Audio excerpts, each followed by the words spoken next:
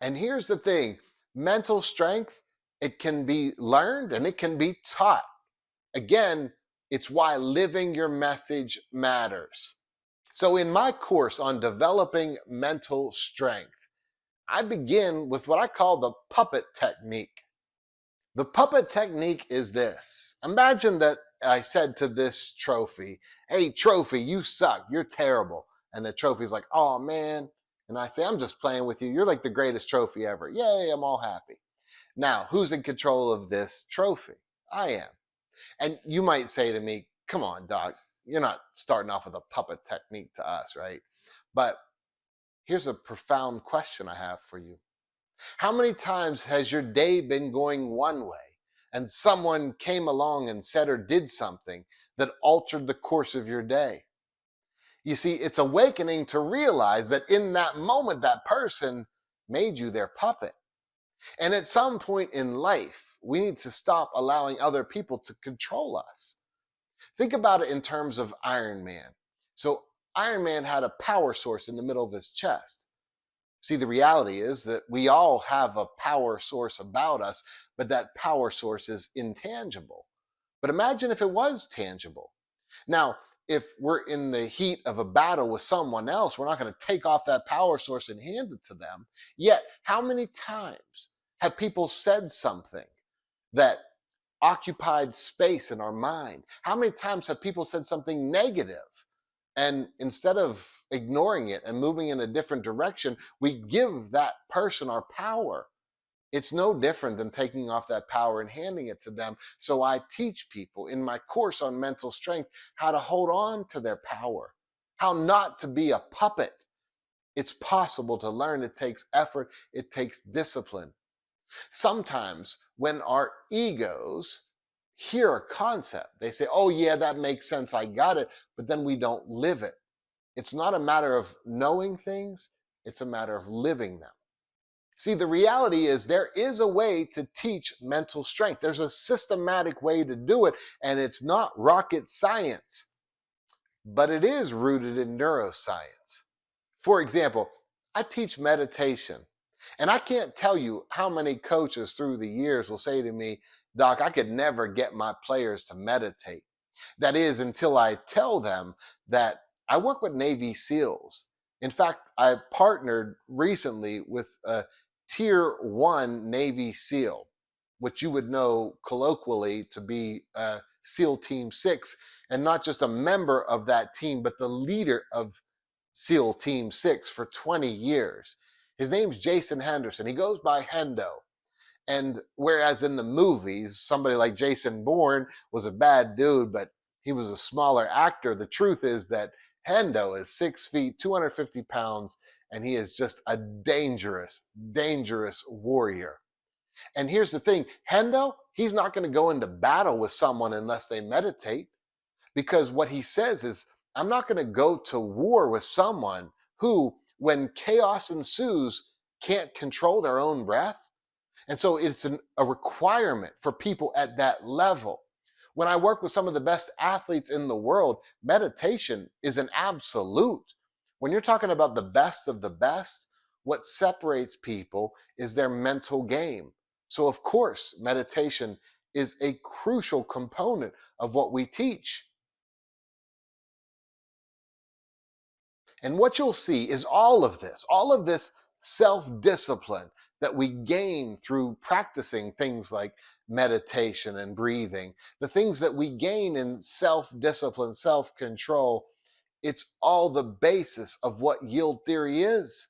So, for example, feedback is a crucial component toward what you do as a coach. We all know that we can't stand hypocrites. We hate when people say, "Do as I say, but don't do as I do." We don't like that at all. So when we give feedback to others, but we can't take feedback ourselves, well, our message gets lost in our own hypocrisy. So to give feedback takes self-discipline, to understand how to avoid being the fool on the mountain and actually meet people where they are, rather than demanding from a place of entitlement that they should already be up here, they should already be in this spot, and instead having the self-discipline to meet them where they are. And it also takes self-discipline to receive feedback rather than, again, being that fool on the mountain, say, I shouldn't have to listen to anyone else. I shouldn't have to take feedback. You see, I had an opportunity to sit with Chuck Pagano, a great, great coach in the NFL. Well, he was Ray Lewis's defensive coach for a long time. And he said, do you know that Ray, after years and years of being in the NFL, would still show up to every meeting with a pen and a pad? He would show up early, he would stay late, and he would ask for feedback. Here we have one of the greatest defensive players in the history of the NFL, late into his career, asking for feedback, always wanting to be better. And then when it comes to actually giving feedback, well, I have a key for you. I have a way for you to give feedback through yield theory in a way that your players will actually hear what you have to say. And I'll tell it to you through the way I taught our daughter to play basketball. So when our daughter was 8 years old, she wanted to play basketball. So I took her out into the driveway and I said, here's what we're going to do. Your toe, your knee, your elbow, and your finger are all going to be in a straight line. Toe, knee, elbow, finger. I'm going to bend my knees, toe, knee, elbow, finger, snap my wrist. Okay, so here's what we're going to do. Remember, she was 8 years old at the time. So I said, you stand there and I'm going to shoot and you tell me if I'm doing everything correctly. So the first time I did it, I threw my elbow way out to the side and I shot. And she said, your elbow was out to the side. So I said, oh, I can't believe it. You hate me. You think I'm the worst father in the world. You think I'll never be good at basketball. She said, no. I said, what are you saying? She said, all I'm saying is your elbow was out. I said, oh, okay, let me try again. So this time I threw my foot way out to the side. And this time I shot and I asked her for feedback. And she said, your foot was out. Well, this time I threw myself onto the ground on the driveway. I said, you hate me. You don't believe in me. You think I'm the worst father in the world. You think I'll never be good at anything in my life. And she said, no.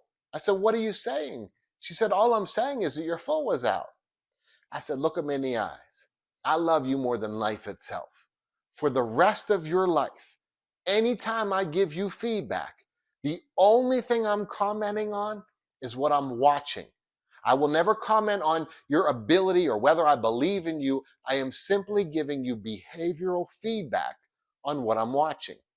And from that moment forward, I was always able to give her the most direct feedback possible because she understood that my feedback was only intended to help her see something from the outside and to help her become better.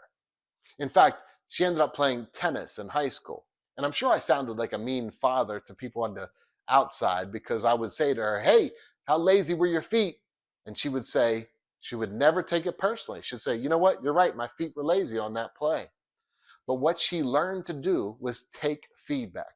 She understood that my intentions and my actions lined up. All I wanted to do was give her behavioral feedback. Now, many people from an undisciplined, entitled space will stand up on the mountain and say, why should I have to take the effort to do all that? My players should be up here with me. But again, from a yield theory perspective, I teach people how to meet your players where they are and be able to give them feedback in a way that truly works. For example, I was giving feedback to a big-time basketball coach. And what he said to me was, Doc, I know, the stage that we're on is a big-time stage, but I can't give my kids feedback because anytime I start to give them feedback, they crumble. So I had a water bottle with me. We'll use this trophy because it's right here. And I said, imagine that you take this, we'll say trophy right here. And let's imagine that this trophy represents your basketball skills. So here's what I want you to do. I want you to call your players in and say, this trophy represents your basketball skills. Now, instead of holding on to it tightly, we're going to set it down over here. And what I want you to know is this. I love you. I recruited you. I brought you here with a purpose. I will be here for you your entire life. But in this meeting, the only thing we're going to address are your basketball skills. Well, I can tell you something that coach blew up my phone that night around midnight. He said, I can't believe it. The players heard everything I wanted to say.